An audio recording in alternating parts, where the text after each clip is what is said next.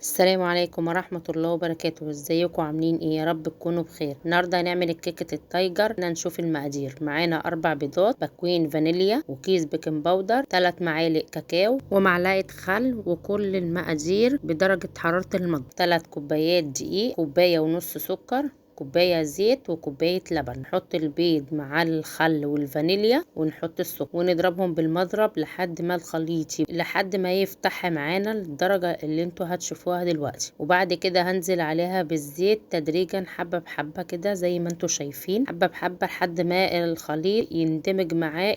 وبعد كده هنزل عليه بكوباية اللبن حبة بحبة برضو زي ما انتوا شايفين كده، وهقلبها كلها في قلب بعضها. وهو الخليط بعد كده كون محضره الدقيق نخلاه، وحاطه معاه كيس البيكنج باودر، ومعاه هنا رشه الملح. وبعد كده هقلبهم، هحط نص المقدار الدقيق، وبعد كده اضربهم حلو وبعد لحد ما انتوا شايفين، وهدلق الخليط التاني. هنا معايا تاني زي ما انتوا شايفين حطيت الكاكاو، قلبته ب3 معالق لبن وقلبتهم، وبعد كده حطيته لحد ما يبقى معجون كده زي العجينه. عملت نص خليط ابيض ونص الخليط التاني الكاكاو، حطيت فيه 3 معالق لبن وقلبتهم جامد لحد ما بقوا الخليط زي ما انتوا شايفين كده. وهنا عملت خليط ابيض وخليط كاكاو. حطيت الكوبايه في النص ودهنتها زيت كوبايه، ودهنت الصينيه زيت.